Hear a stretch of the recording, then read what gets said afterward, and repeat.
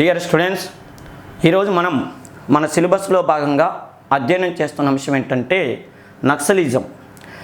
ఈ నక్సలిజం అనే టాపిక్ మీద మొన్న తెలంగాణ రాష్ట్రంలో జరిగినటువంటి గ్రూప్ 2 ఎగ్జామ్లో డైరెక్ట్గా ఇండైరెక్ట్గా 15 ప్రశ్నలు అడిగాడు. అర్థమైందా? 15 ప్రశ్నలు తెలంగాణ ఉద్యమానికి సంబంధించినటువంటి సిలబస్లో అడిగాడు. అదేవిధంగా ఆంధ్రప్రదేశ్ రాష్ట్రం వాళ్ళు నిర్వహించినటువంటి గ్రూప్ 2 ఎగ్జామ్లో డైరెక్ట్గా ఇండైరెక్ట్గా 5 ప్రశ్నలు అడిగాడు. దీన్ని బట్టి ఈ టాపిక్ ఎంత ఇంపార్టెంటో ఆలోచించండి. నక్సలిజం గురించి ఎక్కువగా ఏ ప్రశ్నలు అడుగుతుందంటే, అసలు నక్సలిజం ఎక్కడ పుట్టింది, ఏ పర్పస్లో పుట్టింది, నక్సలిజం అనేటటువంటి ఉద్యమం వెస్ట్ బెంగాల్లో పుట్టిన తర్వాత ఆ ఉద్యమానికి సపోర్ట్ ఇచ్చినటువంటి దేశాలేంది, మన భారతదేశంలో నక్సలిజం అనేటటువంటిది ప్రారంభించినటువంటి వ్యక్తి ఎవరు, అదేవిధంగా ఎక్కడో వెస్ట్ బెంగాల్లో ప్రారంభమైనటువంటి నక్సలైట్ ఉద్యమం, ఆ నక్సలైట్ అనే పేరు రావడానికి కారణం ఏంది, నక్సలైట్ ఉద్యమం వెస్ట్ బెంగాల్ పుట్టినప్పటికీ మన తెలుగు ప్రాంతంలో మొట్టమొదటిసారిగా ఈ నక్సలిజం ఏ జిల్లాలో వ్యాపించింది, ఆ తర్వాత 1969లో తెలంగాణ ఉద్యమ సమయంలో నక్సలిజం అనేటటువంటిది తెలంగాణ ప్రాంతంలో పెరగటానికి కారణం సంఘటనలు దోహదం చేశాయి. అదేవిధంగా 1969 నాటికి తెలుగు ప్రాంతంలో నక్సలిజానికి పెద్ద దిక్కుగా పనిచేసినటువంటి వ్యక్తులు ఎవరు? ఒక విధంగా చెప్పాలంటే వెస్ట్ బెంగాల్లో ఎక్కడో మారుమూల ప్రాంతంలో పుట్టిన నక్సలిజం తెలుగు ప్రాంతంలో ఒక అలజడిని క్రియేట్ చేయటానికి కారణమైనటువంటి పుస్తకాలు ఏంటి, ఆ పుస్తకాలను రాసింది ఎవరు, ఏ పుస్తకాలని రాష్ట్ర ప్రభుత్వం బ్యాన్ చేయటం జరిగింది, నిషేధం చేయటం జరిగింది. అదేవిధంగా మన రాష్ట్రంలో 1956 సంవత్సరం నుంచి 2014 వరకు, అంటే ఉమ్మడి ఆంధ్రప్రదేశ్ ఉన్నంత వరకు ఆయా రాష్ట్ర ప్రభుత్వాలు నక్సలిజం పట్ల అనుసరించినటువంటి విధానాలు ఏంది, ఈ నక్సలిజాన్ని అంతం చేయడానికి రాష్ట్ర ప్రభుత్వం ఏదైనా కమిటీలు వేసిందా, లేదా ఏదో ఒక ముఖ్యమంత్రి నక్సలిజాన్ని ఉక్కుపాదంతో అణిచివేస్తుంటే కేంద్ర ప్రభుత్వం జోక్యం చేసుకొని ఏమైనా కమిటీలు వేసి పరిష్కార మార్గాన్ని చూపించిందా, ఆంధ్రప్రదేశ్ రాష్ట్ర ముఖ్యమంత్రిగా పనిచేస్తున్న ఎవరిపైన నక్సలైట్లు బాంబు దాడి చేశారు, అర్థమైనా బాంబు దాడి చేశారు, ఏ ముఖ్యమంత్రి నక్సలైట్లతో కూర్చొని మాట్లాడదాం, మీరు కోరుకునేది ప్రజా సంక్షేమమే, మా ప్రభుత్వం చేసేది కూడా ప్రజా సంక్షేమమే, అలాంటప్పుడు ఇలా చంపుకోవటం ఎందుకు అని చెప్పి కూర్చొని మాట్లాడదామని చెప్పి నక్సలైట్తో చర్చలకి శ్రీకారం చుట్టినటువంటి ముఖ్యమంత్రి ఎవరు, తర్వాత జరిగిన పరిణామాలు ఏంది, ఏదేమైనా కూడా ఇన్ని విధాలుగా చాలా ఎగ్జామ్స్లో చాలాసార్లు క్వశ్చన్స్ అడిగాడు. ఈ టాపిక్ మీద ఎంత అవగాహన ఉంటే ఎగ్జామ్ పేపర్ దగ్గర అంత దుమ్ము లేపొచ్చు. ఇది మన 2 తెలుగు రాష్ట్రాలలో వివిధ కాంపిటేటివ్ ఎగ్జామ్స్ ప్రిపేర్ అవుతున్న ప్రతి చెల్లెమ్మకి తమ్ముడికి చాలా అవసరం. ఈ టాపిక్ ఎంత పర్ఫెక్ట్గా చదివితే అన్ని మార్కులు రేపు సంపాదించుకోవటానికి అవకాశం ఉంటుంది. ఎందుకంటే ఎగ్జామ్ పేపర్లో ఖచ్చితంగా అడిగేటటువంటి కొన్ని టాపిక్లు ఉంటాయి. మనం ఆ టాపిక్ని ఎట్టి పరిస్థితుల్లో నిర్లక్ష్యం చేయకూడదు. అందుకని నేను చెప్తున్నాను, నక్సలిజం అనేటటువంటి టాపిక్ 2 తెలుగు రాష్ట్రాలు, మన తెలంగాణ రాష్ట్రం, మన ఆంధ్రప్రదేశ్ రాష్ట్రం పబ్లిక్ సర్వీస్ కమిషన్తో పాటు ఎస్ఐ కానిస్టేబుల్ ఎగ్జామ్స్లో కూడా వీటి గురించి ఎక్కువ అడుగుతాడు. ఒక విధంగా చెప్పాలంటే ఎస్ఐ కానిస్టేబుల్ ఎగ్జామ్స్లో కూడా ఈ టాపిక్ మీద ఎక్కువ అడుగుతాడు. ఎందుకంటే నక్సలిజం అనేటటువంటిది శాంతి భద్రతలతో కూడుకున్న వ్యవహారం.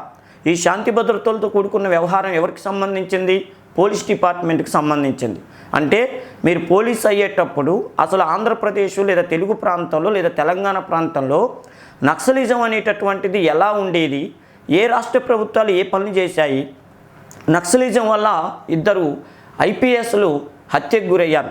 అంటే ఎవరు? కేఎస్ వ్యాస్, మీకు తెలుసు, ప్రసిద్ధి చెందినటువంటి IPS officer K S Vyas public పార్కులో, అంటే మన హైదరాబాద్లో ఒక పార్కులో ఆయన వాకింగ్ చేస్తుంటే ఆయన చంపేశారు నక్సలైట్లు. అదేవిధంగా ఉమేష్ చంద్రని హైదరాబాదు ఎల్బీ నగర్ చౌరస్తా దగ్గర సిగ్నల్ పడినప్పుడు సినిమాల్లో కనుక చంపుతారే ఆ విధంగా నక్సలైట్లు ఎదురుంగి వచ్చి చంపిపోయారు. ఆ విధంగా బలైపోయినటువంటి పోలీసు వీరులు ఎవరు? నక్సలైట్లు కూడా చాలామంది ప్రాణాలను కోల్పోయారు. ఇది ఒక పెద్ద దుమారం లేపినటువంటి సంఘటనలు ఎన్నో జరిగినాయి ఆంధ్రప్రదేశ్లో. సాక్షాత్తు రాష్ట్ర హోంమంత్రిగా పనిచేసిన వ్యక్తుల్ని నక్సలైట్లు వేసిపడేశారు. దానికి ఉదాహరణ మన ఎలిమినేటి మాధవరెడ్డి గారు కానీ, తర్వాత దుద్దిల శ్రీధర్ బాబు గారి డాడీ అయినటువంటి శ్రీపాదరావు గారిని, అదేవిధంగా హైగ్రీవాచారిని. వాస్తవానికి వెస్ట్ బెంగాల్లో ఈ నక్సలైట్ ఉద్యమం ప్రారంభమై మన తెలుగు ప్రాంతంలో శ్రీకాకుళంలో ఫస్ట్ స్టార్ట్ అయితే అది తెలంగాణ ప్రాంతానికి వచ్చింది. గమ్మత్తు ఏంటంటే భారతదేశంలో వెస్ట్ బెంగాల్లో ప్రారంభమైన ఈ నక్సలైట్ మూమెంటు వెస్ట్ బెంగాల్లో తగ్గి శ్రీకాకుళం వచ్చి శ్రీకాకుళంలో కూడా పక్కన పడిపోయి తెలంగాణ ప్రాంతాల్లో మాత్రం అసలు వేలుని కొనిపోయింది, ఒక మర్రి చెట్టులాగా తయారైంది. ఆంధ్రప్రదేశ్ రాష్ట్రంలో అంటే ఉమ్మడి ఆంధ్రప్రదేశ్ రాష్ట్రంలో ఏ ప్రభుత్వానికైనా కూడా కొరకరాని కొయ్యరాగా తయారైనటువంటి ఈ సంఘటనలు జరిగినాయి అంటే నక్సలైట్ల వల్లనే జరిగినాయి. ఏది పెద్ద తలనొప్పిగా రాష్ట్ర ప్రభుత్వానికి భరించాల్సి వచ్చిందంటే నక్సలిజాన్ని భరించాల్సి వచ్చింది. రాష్ట్ర ముఖ్యమంత్రిని ఒక ఆట ఆడిచ్చినటువంటి సంఘటనలు చేసినటువంటివి ఈ నక్సలైట్ కార్యక్రమాలు. అయితే మనం ఉన్నట్టుగా చెప్పుకున్నాం. నక్సలైట్లకు ఫేవర్గా చెప్పుకోవద్దు, ప్రభుత్వాలకు ఫేవర్గా చెప్పుకోవద్దు. అప్పుడున్న పరిస్థితులు ఏందనేది మనం విద్యావంతులుగా దీని మీద అధ్యయనం చేద్దాం. మరి అంత ఎమోషనల్ కలిగించే ఈ నక్సలిజం తెలుగు ప్రాంతాల్లో ఎందుకు వచ్చింది? అసలు నేను ఏదన్నా స్టార్ట్ చేస్తే ఆ సంఘటనే కాదు, పుట్టు పూర్వోత్తరాలతో సహా చెప్తా. ఎందుకంటే స్టూడెంట్కి ఉద్యోగం రావటం ముఖ్యం. రెండోది ఏంటంటే ఆ టాపిక్ మీద నేను పర్ఫెక్ట్ మాట్లాడతా అనేటటువంటి ఆత్మవిశ్వాసాన్ని కలిగించటమే మన ఉపేంద్ర హిస్టరీ అకాడమీ యొక్క లక్ష్యం. ఓకేనమ్మా, ఇక చూద్దాం నక్సలిజం గురించి ఏంటనేది. ఇంకో విషయం ఏంటంటే అన్నలు ఎవరికైనా కూడా కుటుంబంలో అన్నలు అనేవాళ్ళు వాళ్ళ పర్సనల్ అవుతారు. మా ఇంట్లో మా అన్నయ్య ఉన్నాడు, మా ఇంట్లో మా అన్నయ్య ఉండు, మా ఇంట్లో మా అన్నయ్య అని జనాలు చెప్పుకుంటారు. కానీ వీళ్ళు మాత్రం ప్రతి ఒక్కరికి అన్నలే, ప్రతి కుటుంబానికి అన్నలే. అన్నలుగా పేరు పొంది ప్రజల పక్షాన నిలబడి సమసమాజ స్థాపన కోసం కృషి చేసినటువంటి వీరులు తమ ప్రాణాలను కూడా దేశానికి అర్పించి ఈ దేశంలో సామాన్యుడు కూడు గూడు గుడ్డ పొందేటట్టుగా వీళ్ళు ప్రయత్నం చేశారంటే వీళ్ళ ప్రాణాలు కంటే దేశ సంక్షేమం ముఖ్యమైనటువంటి వీళ్ళ యొక్క త్యాగాలకి మనం చేతులెత్తి దండం పెట్టాలి. అలా అని మనం పోలీస్ డిపార్ట్మెంట్ని నిర్లక్ష్యం, వాళ్ళని అగతాళి చేయటమో వాళ్ళని విమర్శించటమో కాదు. ఏ సంఘటనలో ఎవరిని పొగడాలో ఆ విధంగా వాస్తవాలను చెప్పుకోవటం మనం చేయాలి. అలా అని నక్సలైట్లను పొగిడేటప్పుడు పోలీసులు తిట్టడం కానీ, పోలీసులు తిట్టేటప్పుడు నక్సలైట్లను పొగడటం కానీ అట్లా కాకుండా వాస్తవాలను మనం పరిగణలో తీసుకోవాలి. ఇవాళ రేపు మన బతుకులు మనం బతకటానికే చాలా కష్టమవుతుంటుంది. కానీ వీళ్ళ బతుకులని దేశానికి అర్పితం చేశారు. వీళ్ళ జీవితాలు అనేటటువంటి ఎప్పుడు కూడా ఏదంటారుగా అడవి కాచినటువంటి వెన్నెలు అయిపోయినాయి. అయినా కూడా వీళ్ళు కోరుకునేది ఒకటే, తమ ప్రాణాలు పోతాయని వాళ్ళకు తెలిసి కూడా తాము కోరుకునేది ఒకటే, సమసమాజ స్థాపన జరగాలి, ఈ దేశంలో సామాన్యుడు బాగుపడాలనేటటువంటిదే వీళ్ళ లక్ష్యం. కాకపోతే వీళ్ళ లక్ష్యం బాగానే ఉంది, కానీ వీళ్ళు పాల్పడుతున్నటువంటి విధానాలే ప్రభుత్వానికి పెద్ద తలనొప్పి తయారైంది. ఆ ప్రభుత్వాలు ఏం చేసినాయి అంటే తప్పించుకోవటానికి పోలీస్ డిపార్ట్మెంట్ని వాడుకోవటం జరిగింది. ఇప్పుడు విషయం ఏంటంటే పోలీస్ డిపార్ట్మెంటు నక్సలైట్లు ఇద్దరు ఎదురుబడి కాల్చుకుంటుంటారు. బాగుపడ్డది ఎవరంటే రాజకీయ నాయకులు బాగుపడ్డారు. వాళ్ళు నష్టపోయారు, వీళ్ళు నష్టపోయారు. కానీ రాజకీయ వర్గం అనేటటువంటి వర్గం బాగుపడింది. ఎవరో ఒక మేధావి చెప్పిండు, రాజకీయం అంటే రాక్షసంగా జనాలకి కీడు చేసే యంత్రాంగమే రాజకీయం అని చెప్పిండు. ఆయనకి ఆ మాట ఎందుకు అన్నాడో నాకు తెలియదు. కానీ రాక్షసంగా ఓకేనా, రాజకీయం అంటే రాక్షసంగా జనానికి కీడు చేసే యంత్రాంగం ఏంటంటే ఆ రాజకీయంగా జనాలంటే ఎవరు? ఈ నక్సలైట్లు, పోలీసులు. వాళ్ళకి కీడు చేసే యంత్రంగా మన రాజకీయ వ్యవస్థ తయారైంది. కాకపోతే వీళ్ళ త్యాగాలను మాత్రం ఇప్పుడు మనం గుర్తు చేసుకోవాలి. ఓకేనా. నెక్స్ట్ విషయం ఏంటంటే చూడండి, 13 రాష్ట్రాలలో దండకారణ్యంలో ఈ దేశ సంపదని, భూగర్భ సంపదని కాపాడాలి, అడవులని కాపాడాలి, సామాన్యుని యొక్క వాళ్ళ సంక్షేమాన్ని మనం అభివృద్ధి చేయాలన్న ఉద్దేశంతో తుపాకీ బట్టి వీళ్ళందరూ కూడా ఏ పని పాట లేకుండా ఉన్నోళ్ళు, అర్థమైనా ఇంటి దగ్గర ఖాళీ తిరిగే వాళ్ళు కాదు. ఈ నక్సలైట్లలో డాక్టర్లు ఉన్న వాళ్ళు ఉంటారు, టీచర్లు ఉన్న వాళ్ళు ఉన్నారు, అర్థమైనా సామాజిక కర్తలు ఉన్నారు, మంచి మంచి టాలెంటెడ్ ఫెలోస్ అందరూ కూడా ఏదో ఒక విషయంలో వాళ్ళ గ్రామంలో పెత్తందారి విధానం వల్లనో, కులం వల్లనో, లేదా సామాజిక అంటే ఆర్థిక పరిస్థితులు బాగలేకనో ఏ గవర్నమెంట్ ఆఫీసర్ వీళ్ళని ఇన్సల్ట్ చేస్తేనో అక్కడ జరిగినటువంటి వీళ్ళకి డైరెక్ట్గా ఆ ఇన్సల్ట్ జరగకపోయినా అక్కడ జరిగిన సంఘటనలను చూసి ఈ వ్యవస్థని మారుద్దాం అనేటటువంటి ఆవేశంతో కసితో వీళ్ళు తుపాకీ పట్టారు. కాకపోతే వీళ్ళ తుపాకీ అనేటటువంటిది రక్తంతోనే తుడిచేయాలనేటటువంటిది. అదే ఈ దేశంలో నక్సలిజం అనేటటువంటిది ఒక పెను ప్రమాదంగా తయారై విషయం ఏంటంటే ఈ నక్సలైట్లు పోలీసు వాళ్ళు కాల్చుకోవటం వల్ల సామాన్య ప్రజలు కూడా చాలామంది బలైపోయారు. మీకు తెలుసో తెలీదో 2004 ఆ టైంలో ఏటూరు నాగారం, మన వరంగల్ దగ్గర ఏటూరు నాగారం అనేటటువంటి ఊరిలో మనం ఎక్కడెక్కడో సంఘటనలు కాదు, మన తెలుగు ప్రాంతంలో జరిగిన సంఘటనలు చూసుకుంటే ఏటూరు నాగారం అనే ప్రాంతంలో పోలీసు వాళ్ళు మఫ్టీలో వచ్చి నక్సలైట్లను గురించి ఆరాధిస్తున్నారు. నక్సలైట్లు ఈ ఏరియాలో ఉంటుర్రా అని చెప్పి ప్రజలను అడగటానికి వస్తున్నారు మఫ్టీలో అని చెప్పి ఏం చేస్తారు, పోలీసు వాళ్ళు వస్తున్నారని చెప్పి నక్సలైట్లు ఏం చేశారంటే వాళ్ళని ఎట్లయినా అటాక్ చేయాలని చెప్పి 2 పోలీసు వాళ్ళని చంపటానికి 40 మంది ప్రయాణికులు అమాయకులు బస్సులో ఉంటే 2 పోలీసుల కోసం ఆ బస్సుకి బాంబు పెట్టారు. తునాతునకలైపోయింది. ఆ సంఘటనలు తలుచుకుంటే నక్సలిజం ఈ దేశానికి ఏం మిగిల్చిందంటే రక్తాన్ని మిగిల్చిందనేటటువంటి విషయం మనకు తెలుస్తుంది. కాకపోతే వీళ్ళ లక్ష్యం ఒకటే, కానీ ఆ లక్ష్యంలో వీళ్ళు ప్రదర్శించినటువంటి విధానాలే చాలా నష్టానికి గురి చేసింది. అది సామాన్య జనాలకు కూడా నష్టానికి వీళ్ళు ఏ సామాన్య జనాలకైతే మేలు చేయాలని ప్రయత్నం చేశారో ఆ సామాన్య జనాలే నష్టపోయేటట్టు చేశారు. ఇకపోతే చూడండి, చార్ మజుందార్, వీళ్ళ ఫోటో చూడగానే మీకు ఎగ్జామ్ పాయింట్ ఆఫ్లో గుర్తుకు రావాలి. చార్ మజుందార్ ఎంది వెస్ట్ బెంగాలు. అసలు మన భారతదేశంలో నక్సలిజం అనేటటువంటి పదాన్ని అంటే వెంటనే గుర్తుకు రావాల్సిన వ్యక్తి ఎవరంటే చార్ మజుందార్. ఈయన నక్సలిజం అనేటటువంటి దాన్ని వెస్ట్ బెంగాల్లో నక్సల్ బరీ, ఓకేనా, నక్సల్ బరీ అనేటటువంటి ప్రాంతంలో స్టార్ట్ చేశాడు. నక్సలైట్ అనే ఉద్యమం పేరు ఎలా వచ్చిందంటే నక్సల్ బరీ అనేటటువంటిది వెస్ట్ బెంగాల్లో ఉన్నటువంటి ఒక చిన్న గ్రామం.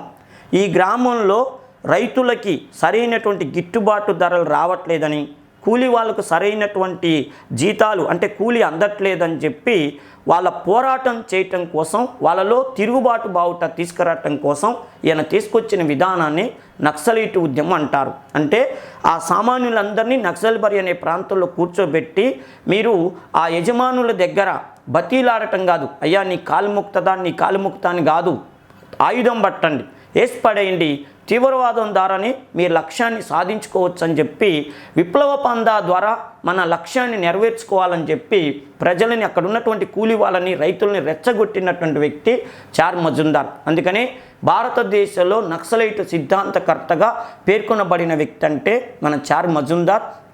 ఇంకో విషయం, నక్సల్ బరీ అనే ప్రాంతం పేరు మీదుగా ఈ ఉద్యమానికి నక్సలైట్ ఉద్యమం అనే పేరు వచ్చిందంటారు. ఏ రాష్ట్రంలో స్టార్ట్ అయిందంటే వెస్ట్ బెంగాల్లో స్టార్ట్ అయింది. ఎందుకు స్టార్ట్ అయినది బ్యాక్గ్రౌండ్ స్టోరీ నేను తర్వాత చెప్తాను. ఈ ఫోటోలకు సంబంధించి చూద్దాం. ఇంకో విషయం ఏంటంటే వెస్ట్ బెంగాల్లో నక్సలైట్ ఉద్యమాన్ని మన చార్ మజుందార్ స్టార్ట్ చేస్తే అతి తక్కువ టైంలో అంటే 1969లో ఈయన వెస్ట్ బెంగాల్లో 1950లో ఈ నక్సలైట్ ఉద్యమాన్ని స్టార్ట్ చేస్తే 1969వ సంవత్సరంలో మన తెలుగు ప్రాంతంలో మొట్టమొదటిసారిగా శ్రీకాకుళం జిల్లా, ఓకేనా, శ్రీకాకుళం జిల్లాలో మొట్టమొదటిసారిగా ఈ నక్సలైట్ ఉద్యమం వచ్చింది. ఇప్పుడు రేపు అడుగుతాడు ఎగ్జామ్లో, ఏమంటాడు, తెలుగు ప్రాంతంలో మొట్టమొదటిసారిగా నక్సలైట్ ఉద్యమం ఏ రాష్ట్రంలో ఏ ప్రాంతంలో వచ్చిందంటే ఏమని చెప్పాలి, శ్రీకాకుళం జిల్లాలో వచ్చింది. మరి మన తెలుగు ప్రాంతంలో అన్ని జిల్లాలు ఉంటే శ్రీకాకుళం జిల్లాలో నక్సలైట్ ఉద్యమం ఫస్ట్ ఎందుకు వచ్చిందంటే ఎక్కడ అసంతృప్తి, ఎక్కడ కష్టాలు, ఎక్కడ కన్నీళ్ళు, ఎక్కడ నిర్వేదం, ఎక్కడ అణిచివేత ధోరణి ఉంటుందో, ఎక్కడ జరుగుబాటు ఉండదో అక్కడ తిరుగుబాటు వస్తుంది. మన శ్రీకాకుళం జిల్లాలో గిరిజనులు ఎక్కువగా ఉండేవాళ్ళు, ఇప్పటికీ వాళ్ళే ఉంటారు అనుకోండి. ఆ గిరిజనులు అనేటటువంటి వాళ్ళు అడవుల్లోకి వెళ్ళి ఆడ విప్ప పువ్వు తీసుకురావటం, చింతపండు తీసుకురావటం, తర్వాత చీపిర్లు, ఇళ్లలో ఊడ్చే చీపిర్లు ఉంటాయే ఆ చీపిర్లు తీసుకురావటం, ఎన్ని కష్టాలు పడి ఆ అడవుల్లో క్రూర మృగాల మధ్య ప్రాణాలు కూడా తెచ్చుకుంటే కొంతమంది దళారీలు ఆ శ్రీకాకుళంలోకి వెళ్ళి వాళ్ళని కొట్టి వాళ్ళకి తీసుకొచ్చినటువంటి సంపద మొత్తం కూడా వేసుకొని పోతుండే వాళ్ళ లారీలలో. అదేందయ్యా అంటే మీకు కావలసినటువంటి వస్తువు ఇస్తామని చెప్పి ఎంత దుర్మార్గం అంటే ముక్కిపోయినటువంటి బియ్యము, ముక్కిపోయినటువంటి కందిపప్పు అలాంటివి ఇచ్చి విలువైనటువంటి సంపద తీసుకొని పోతుండేవాళ్ళు.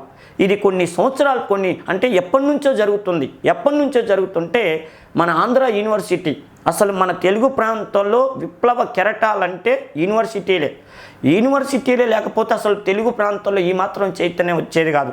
అది తెలంగాణ యూనివర్సిటీలే కావచ్చు, మన కోస్తా రాయలసీమలో ఉన్న యూనివర్సిటీలే కావచ్చు. విద్యార్థులు తెలుసుకుంటే చరిత్రలు మారుస్తారనటానికి నిదర్శనం ఏంటంటే ఆంధ్ర యూనివర్సిటీల్లో చదువుతున్నటువంటి విద్యార్థులు శ్రీకాకుళం జిల్లాకు చెందిన వాళ్ళు. అక్కడ జరుగుతున్న అవమానాలని, అన్యాయాలను చూసి సహించలేక విప్లవాన్ని తీసుకొచ్చారు వెంపటాకు సత్యం అనేటటువంటి వ్యక్తి. ఆ దుర్మార్గులకు బుద్ధి చెప్పాలని చెప్పి గిరిజనులందరిలో చైతన్యం తీసుకొచ్చాడు. తిరుగుబాటు బావుటా ద్వారా అంటే విప్లవ పందా ద్వారా మనం హక్కులని కాపాడుకుందాం, మన సంపదను కాపాడుకుందామని చెప్పి అతడు మన చార్ మజుందార్తో చేతులు గడిపాడు. అందువల్లనే శ్రీకాకుళం జిల్లాలో ఆ గిరిజనుల హక్కుల్ని కాపాడటం కోసం వచ్చిన ఉద్యమంగా నక్సలైట్ ఉద్యమాన్ని చెప్తారు. యూనివర్సిటీలు ఆనాడు లేకపోయి ఉంటే కొన్ని బడుగు బలహీన వర్గాల జీవితాలు కుక్కల్జించి నిస్తరాకులు అయ్యాయి మన తెలుగు ప్రాంతంలో. అది ఏ ప్రాంతమైనా కావచ్చు. 1969లో తెలంగాణ ఉద్యమం వచ్చిందంటే ఉస్మాన్ యూనివర్సిటీ వచ్చింది. అదేవిధంగా మన రాయలసీమ ప్రాంతంలో కరువు కాటకాలతో అల్లాడిపోతుంటే మన శ్రీకృష్ణదేవరాయ యూనివర్సిటీ విద్యార్థులు పివి నరసరావు ముఖ్యమంత్రిగా ఉన్నప్పుడు ఆంధ్రప్రదేశ్కి, అయ్యా మా కరువు ఏరియా రాయలసీమ అభివృద్ధి గురించి మీరు ఏం చర్యలు తీసుకుంటారంటే ఎన్నో సంక్షేమ కార్యక్రమాలు పెట్టించాడు. ఇలా ప్రతి విషయంలో కూడా మన యూనివర్సిటీలు తెలుగు ప్రజల జీవితాలను మార్చడం కోసం ఎన్నో ప్రయత్నాలు చేశారు. అలాంటి ప్రయత్నాల్లో నక్సలైట్ ఉద్యమం శ్రీకాకుళంలో ప్రారంభం కావడానికి ఒక విధంగా మన ఆంధ్ర యూనివర్సిటీకి సంబంధించింది. ఆ యూనివర్సిటీ విద్యార్థులకి చేతులెత్తి దండం పెట్టాలి. వాళ్ళే లేకుండా ఉండుంటే శ్రీకాకుళం ఏరియాలో ప్రజల జీవితాలు చెలగాటాలైపోయి ఆ దుర్మార్గుల చేతుల్లో. ఏదేమైనా కూడా విప్లవ పందా ద్వారా వాళ్ళ సంపదను కాపాడుకునేటటువంటి దారిని చూపించింది ఈ నక్సలైట్ ఉద్యమం లేదా నక్సల్బరీ ఉద్యమం. ఓకే కదా. ఇక తర్వాత చూడండి ఈయన ఏం చేసిండు. నేను ఇందాక ఒక మాట అన్నా, ఎక్కడ జరుగుబాటు లేకపోతే అక్కడ తిరుగుబాటు వస్తుందని చెప్పినాం. ఇదే ఈయన ఏం చేసేవాడు, ఎక్కడెక్కడైతే తెలుగు ప్రాంతాల్లో ప్రజలు ఇబ్బందులు పడుతారో అప్పుడు నక్సలైట్ అనేటటువంటి ఉద్యమాన్ని స్టార్ట్ చేయించాలనుకున్నాడు. ఇది కరెక్ట్గా శ్రీకాకుళంలో సక్సెస్ అయింది. తర్వాత 1969వ సంవత్సరంలో తెలంగాణ ప్రాంతంలో మీ అందరికీ తెలుసు ప్రత్యేక తెలంగాణ ఉద్యమం వచ్చింది. 1956లో ఆంధ్రప్రదేశ్ రాష్ట్రం ఏర్పడిన తర్వాత 1968 నాటికి తెలంగాణ వాళ్ళకి కొద్దిగా అసంతృప్తి వచ్చింది. ఏం అసంతృప్తి అంటే విశాలాంధ్ర అని చెప్పి తెలుగు జాతి అంతా ఒకటైతే అంతా డెవలప్ అవుతాం అనుకున్నాం. కానీ తెలంగాణ ప్రాంతాన్ని కోస్తా రాయలసీమలు నష్టం చేస్తున్నారు. అందువల్ల ప్రత్యేక తెలంగాణ ఏర్పడితే బాగుంటుంది, మా బతుకేదో మేము బతుకుతామని చెప్పి 1968వ సంవత్సరంలోంచే వాళ్ళు అసంతృప్త ఉద్యమాలకు శ్రీకారం చుట్టారు. అది ఎక్కువగా 1969 జనవరిలో పెద్ద ఉద్యమంగా స్టార్ట్ అయింది. ఈ ఉద్యమం నడుస్తున్నప్పుడు నిరుద్యోగులు ఉమ్మడి ఆంధ్రప్రదేశ్ రాష్ట్రం ఏర్పడటం ఇష్టం లేనటువంటి నాయకులందరూ కూడా ఏ ఉద్యమం వైపు మొగ్గు చూపారంటే ఈ నక్సలైట్ ఉద్యమం వైపు మొగ్గు చూపారు. ఈ నక్సలైట్ ఉద్యమం వైపు మొగ్గు చూపేటట్టు చేసిన వ్యక్తి కూడా చార్ మజుందారే. అంటే 1969 ప్రత్యేక తెలంగాణ ఉద్యమం మన తెలంగాణ ప్రాంతంలో ఏ ఉద్యమం స్టార్ట్ కావడానికి కారణమైందంటే నక్సలైట్ ఉద్యమం. అదే మన శ్రీకాకుళం ప్రాంతంలో గిరిజనుల అసంతృప్తే ఏ ఉద్యమం ప్రారంభానికి కారణమైందంటే నక్సలైట్ ఉద్యమం. అక్కడ దాకెందుకు మన పెనుగొండ ప్రాంతంలో పరిటాల రవి అంటమే పరిటాల రవి వాళ్ళ ఆయన తండ్రి అయినటువంటి శ్రీరాములయ్య ఏ ఉద్యమం నుంచి వచ్చారండి? ఈ నక్సలైట్ ఉద్యమం నుంచే వచ్చారు. ఓకేనా. సీతక్క, ఇప్పుడు మన తెలంగాణ ప్రాంతంలో సీతక్క కానీ తర్వాత కొండా మురళి కానీ, అవునా, వీళ్ళందరూ ఎక్కడి నుంచి నక్సలైట్లే కదా. నక్సలైజం నుంచే జీవనంలో కలిసినాక వాళ్ళు రాజకీయ నాయకులు అయ్యారు.